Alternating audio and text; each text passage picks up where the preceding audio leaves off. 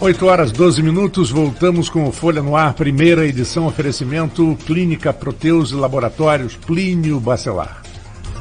Estamos com a Luísa Abreu Barbosa, Arnaldo Neto, temos aqui o nosso apoio de TI, toda a estrutura para levar a você as imagens através da internet, e temos aqui o nosso papo com o juiz coordenador do Fórum de Campos, Heitor Campinho. Vamos continuar o nosso papo então.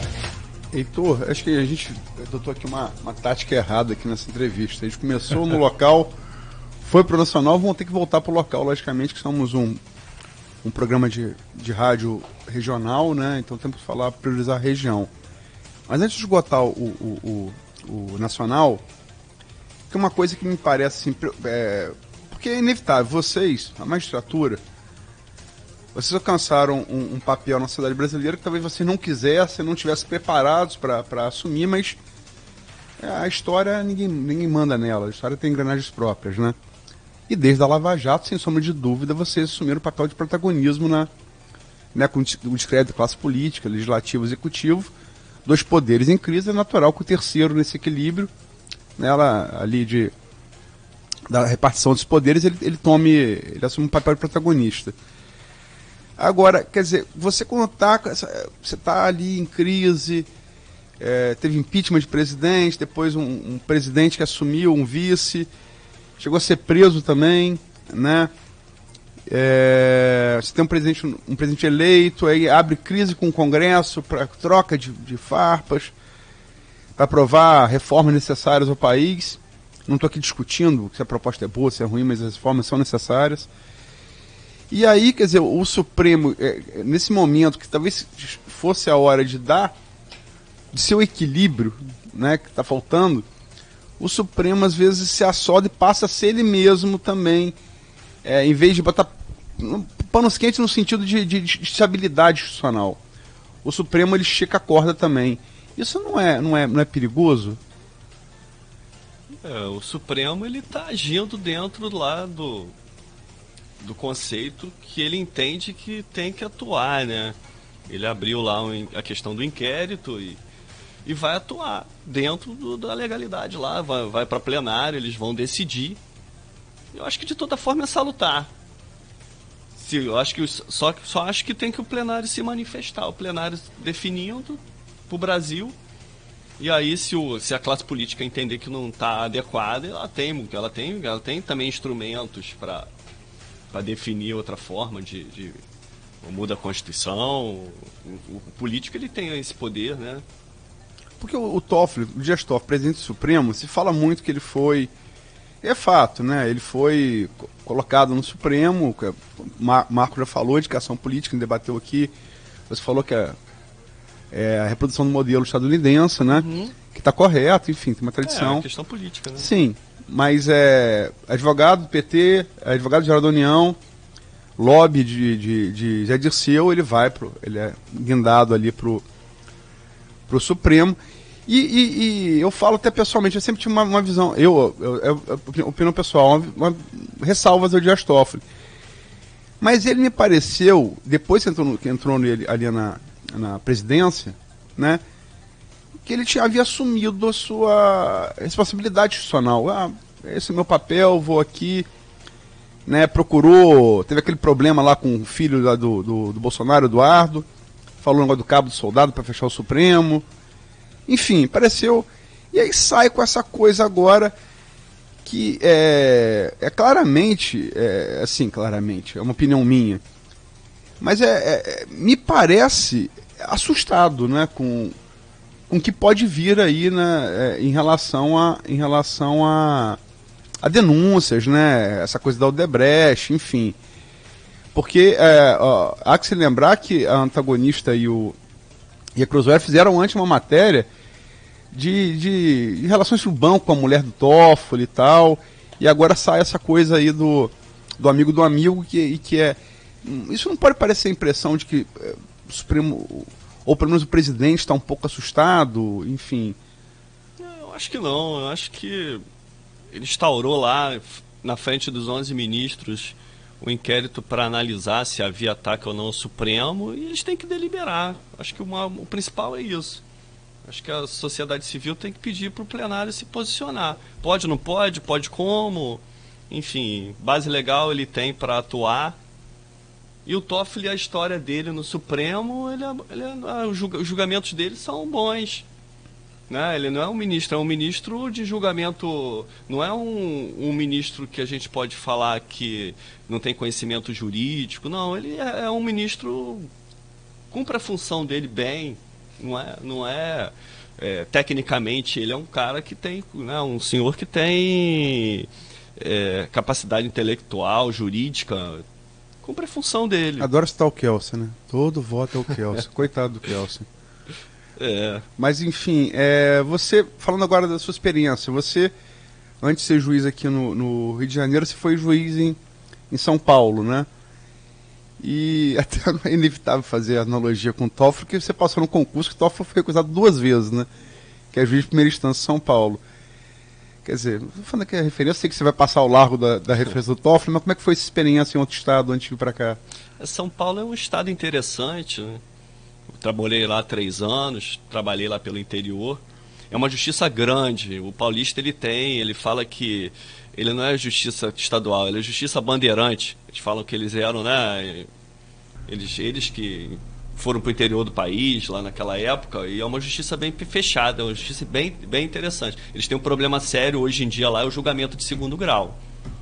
É um tribunal grande, vamos dizer, deve ter lá 400 desembargadores, deve ter uns 800 juízes, 1000 juízes. 4 vezes o Rio de Janeiro. Aí você fala, e é melhor que a do Rio? Não, a justiça carioca, fluminense aqui é boa igual. Eu acho até que o 1º grau, o 2º grau nosso nem se compara, né? O 2º grau nosso do Rio de Janeiro é bem estruturado, bem administrado. A gente tem um presidente bom, um corregedor bom hoje. Sempre teve o Rio de Janeiro, né?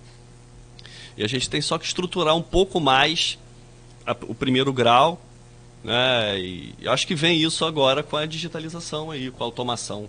Acho que o cidadão, acho que vai ser o grande salto de qualidade, eu gosto de usar essa palavra, porque realmente muda. Quando a gente tem, só que a gente não pode perder o tempo, né? Acho que o grande desafio do judiciário carioca, fluminense, é a gente não perder o nosso tempo. A gente tem agora para fazer. Então, se a gente conseguir fazer aí em 5 anos, em 3 anos, será fazer ótimo. Enquanto dá tempo, Enquanto dá tempo, né? A gente não pode deixar para depois. Porque senão vai cada vez mais processo, aí fica cada vez mais difícil resolver, né? É o que a gente fala na justiça. Processo que demora demais também, para depois resolver, é muito difícil. Tem que resolver logo, né? Então, agora há pouco você citou aí mudanças políticas, né? E a gente tem que destacar, no nosso caso aqui do Rio de Janeiro, hoje nós temos um ex-juiz como governador, um fenômeno eleitoral, diga-se de passagem, né? A gente sempre registra isso aqui, um crescimento absurdo na última semana. Ex-juiz-ministro? Ex-juiz-ministro também. Ministro da Justiça? Ah, sim, tem o Sérgio Moro, tem o Sérgio Moro também, depois a gente falar sobre ele. Mas no caso do Whitson aqui, para a área judicial, o Whitson, pelo menos eu não acompanhei nenhum posicionamento dele, a não ser uma questão que ele acha que para resolver a situação das varas penais do Estado, precisa construir mais presídios. E é uma posição que ele fala, construção de presídios verticais, já falou tem navios, né, para colocar presos. Falou tem tiro na cabecinha, daí você tira. É verdade. Mas essa questão da solução nas varas penais, tem a questão da superlotação carcerária, realmente é nesse caminho que o governador defende, na sua opinião, a construção de mais presídios para resolver isso? Pelos dados, eu não tenho os dados, né? É difícil se posicionar sem dados.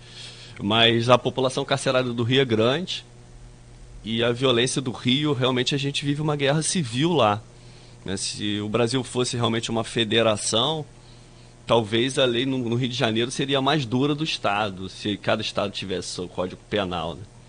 Porque hoje você entra na cidade do Rio, por qualquer lugar, ali o risco de assalto, de homicídio e de roubo e com alta violência é sério. Então esse discurso dele de lei e ordem é um discurso que, primeiro, agrada muita gente. E segundo, que reflete um pouco da realidade do Rio de Janeiro. Né? Ele se posicionou assim, pelas estatísticas, aí a gente vai para um pouco, que eu converso muito com o pessoal do Ministério Público, né? A gente sempre tem contato rotineiro, todo dia, cotidiano. Enfim, realmente no Rio de Janeiro falta vaga. Né? Agora, se é verdade ou não, realmente eu não trabalho nessa área, né, na área criminal, mas já ouvi falar, né, é mais por ouvir falar, não tem com dado concreto, que seria um caminho. Agora, qual caminho também? É só encarcerar? O que a gente quer para a nossa sociedade? É um grande debate, mais filosófico do que de solução, vamos dizer assim, né? É filosófico e empírico, né? O próprio Heleno, quando me lembro da entrevista dele no primeiro dia do governo Bolsonaro, que ele, um general que se espera que seja vereador, que ele falou: as prisões brasileiras são coisas medievais, né? Acho que basta você... qualquer um que veja uma foto aqui de um presídio, você não precisa nem ir lá. Na foto você vê, a superlotação é evidente, né? Mas enfim, eu quero aproveitar o gancho de Arnaldo. E essa relação, desde a posse do Bolsonaro, quer dizer, vão no mesmo jatinho, Marcelo Bredas e o Whitson vão juntos à posse de Bolsonaro. E está se falando muito agora, né, essa relação.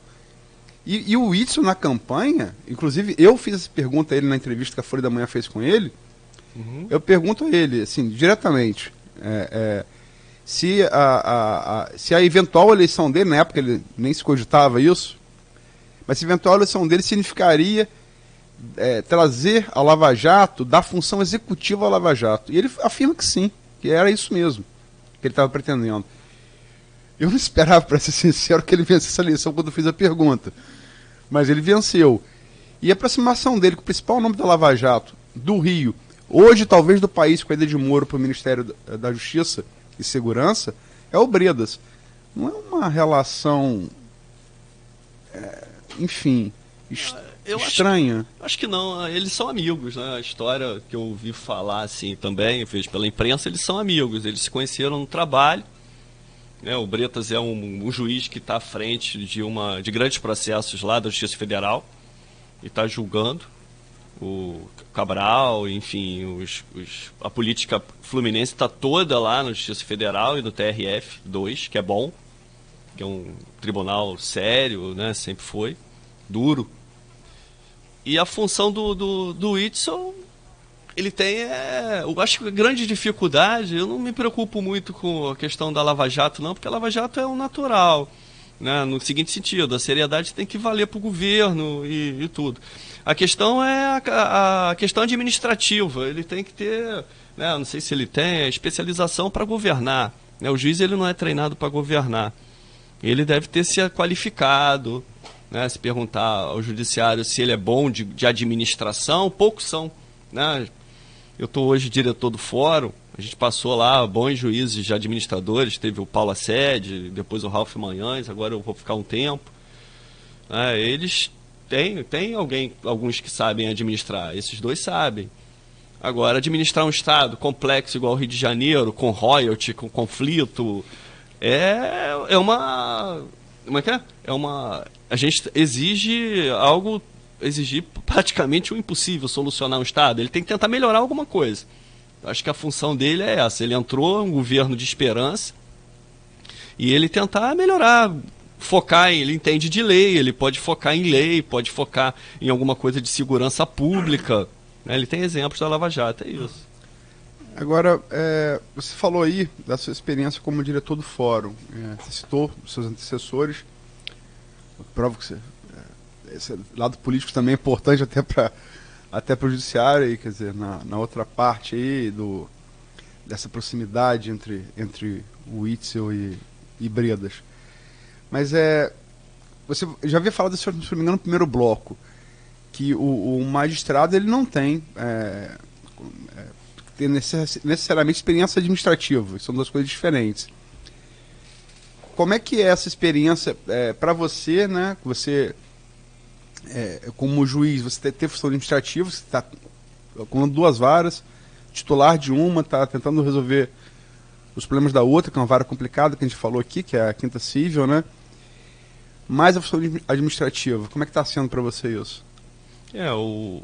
A primeira vara de família, eu estou titular lá desde 2015, após a saída do juiz Paulo Assede, hoje um dos grandes juízes do Rio de Janeiro, titular da vara empresarial, tem lá os casos de Eike Batista, né? Grandes empresas estão sendo comandadas lá, ajudadas pelas varas empresariais do Rio de Janeiro.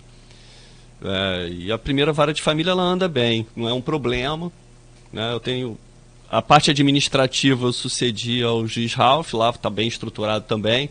As pessoas, o nível dos servidores do tribunal é muito bom, né? O nível é muito bom, então as coisas andam normalmente, não tem grandes problemas. E o juiz diretor do fórum, na verdade, ele é um administrador do fórum, né? Ele faz o contato com a sociedade civil, mas a função principal dele é organizar lá servidor, limpeza, a estrutura do prédio.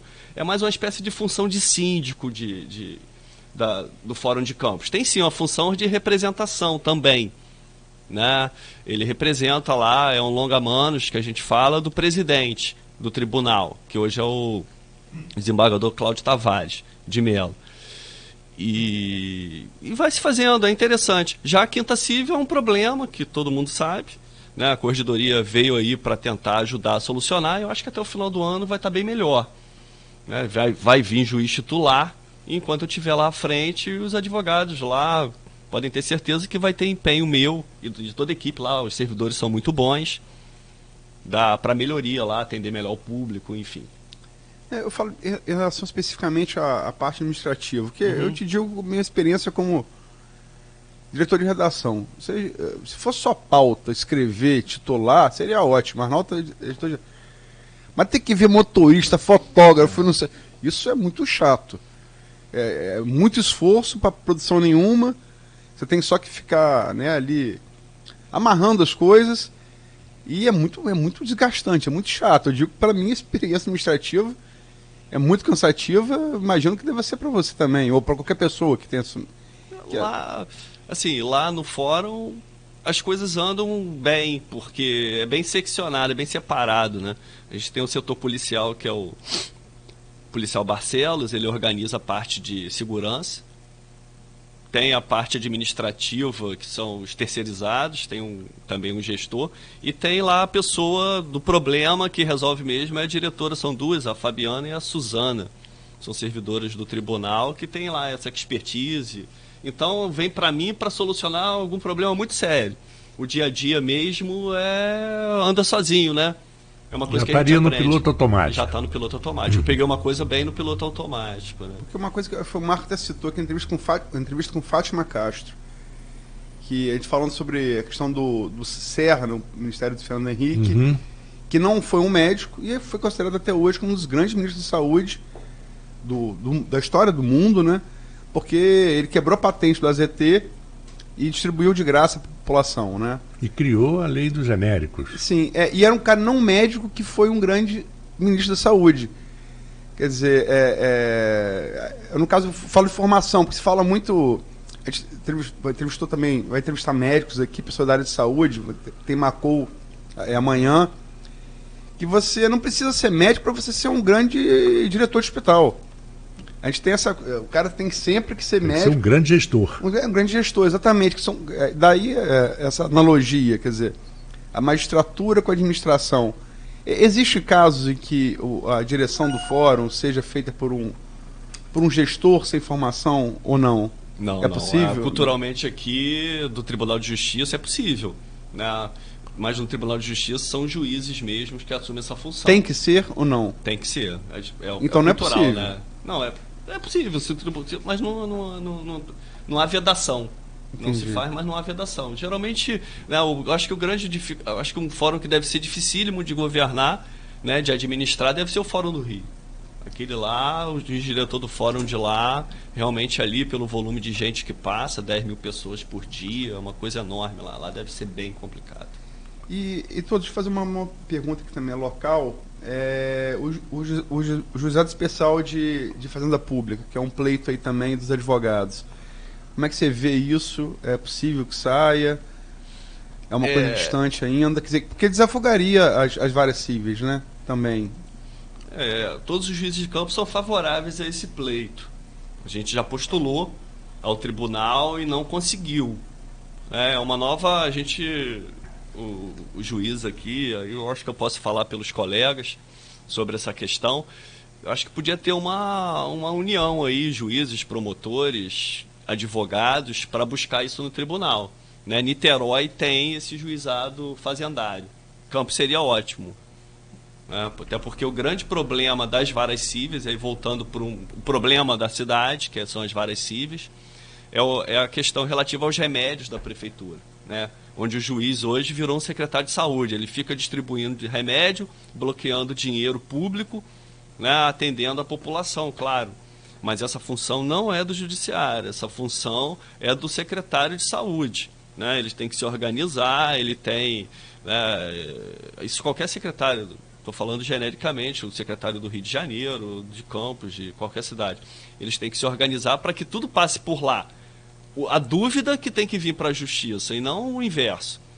Não se tem remédio e vai à justiça. Não, tem que ter o remédio garantido pelo SUS. Por que não tem? Tem que ter um debate sobre o Estado, o município e a União. O que não pode é o que acontece no Brasil, né? O cobertor curto. Não tem remédio, vai para a justiça para garantir um direito que já é do cidadão.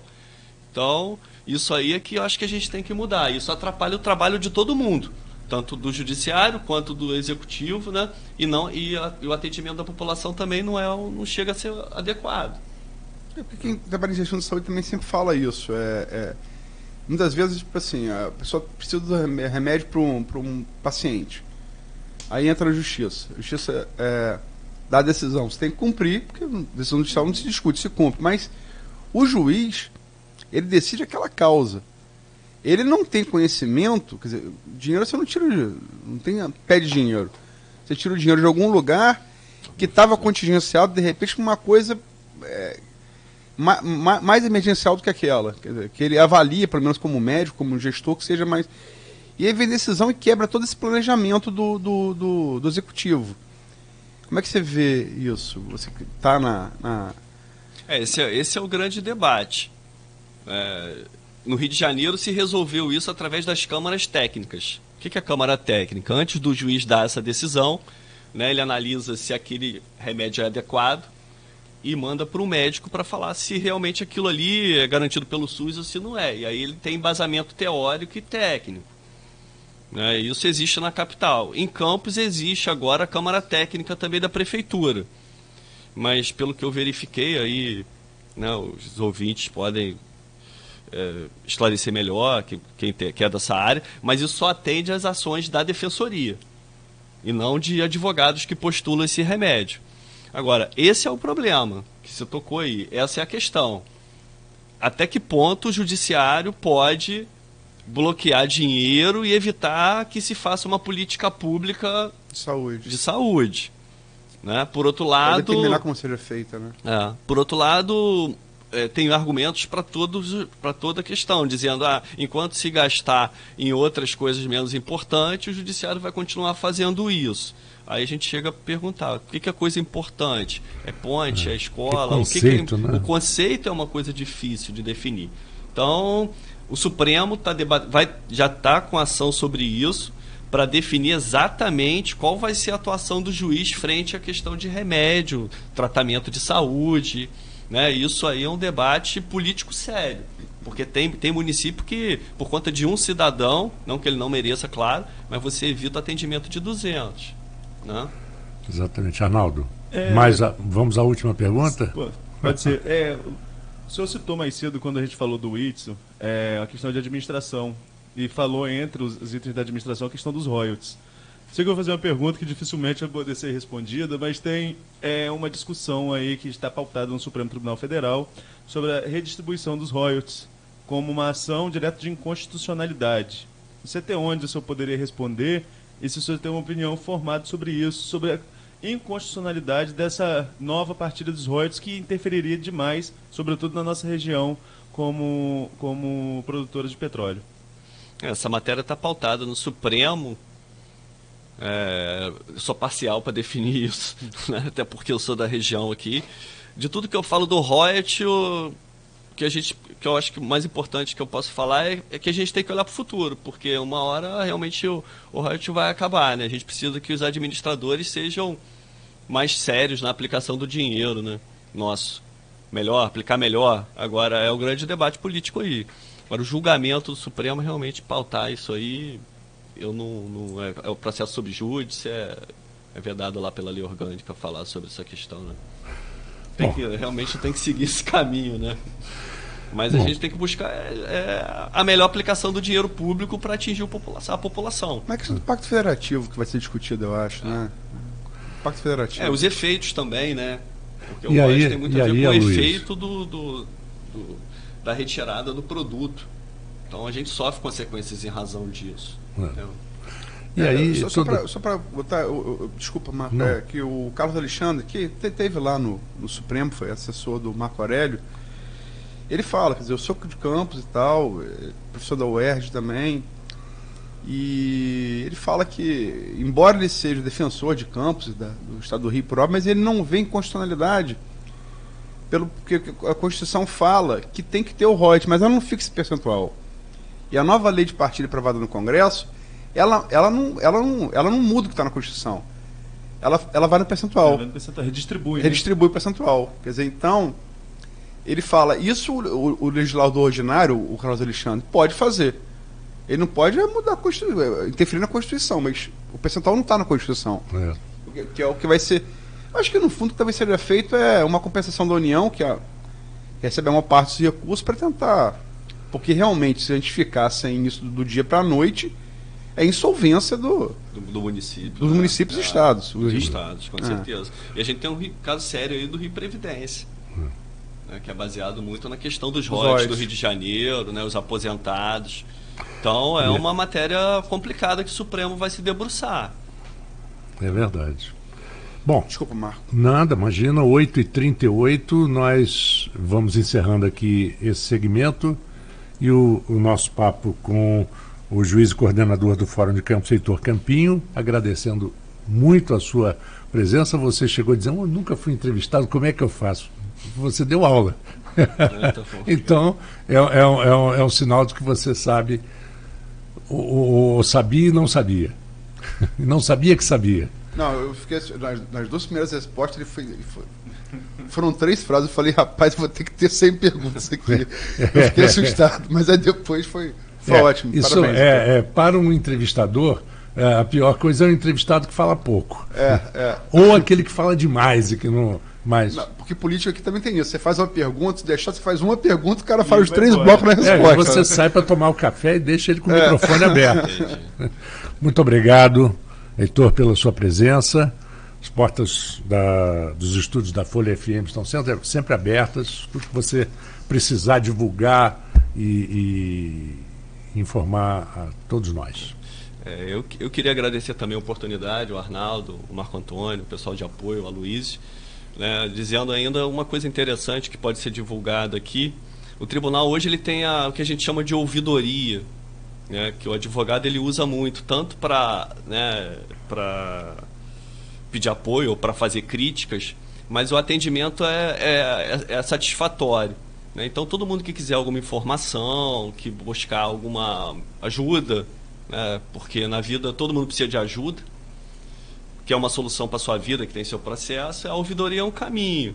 Né? Não vai solucionar tudo, mas um andamento, aquilo ali serve sim para chamar atenção, para mostrar para o cartório e para os servidores alguma coisa que pode ser feita. Porque, como a gente diz, o processo, muito andamento é simples. O difícil é o julgamento, né, em todo o processo. Mas, em regra, o andamento é uma coisa simples. O problema é o volume de serviço. E agradecer a oportunidade de estar aqui. Espero que eu tenha sido um pouco claro, que é uma coisa difícil, é uma coisa que a gente não... que eu, pelo menos, nunca tinha feito, que é falar na rádio. Tá bom? Agradeço aí. Um bom feriado aí para todo mundo hoje. Muito obrigado. Vamos a um pequeno intervalo e voltamos dentro de instantes.